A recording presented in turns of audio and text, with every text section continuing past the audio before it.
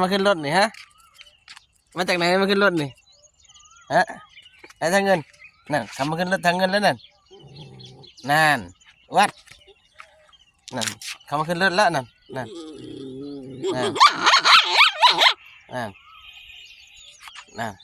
ไอ้ทางเงินนู่น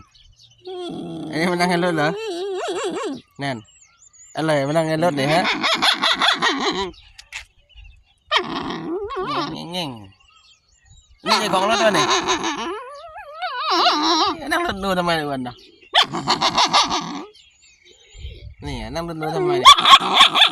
ไอ้เนาะนั่นลงนั่นทำมาขึ้นของรถแล้ววัดนั่นเขาขึ้นรถแล้วนั่นนั่งรถท่าไหนนี่นั่นอันนี้มันได้ขึ้นเลย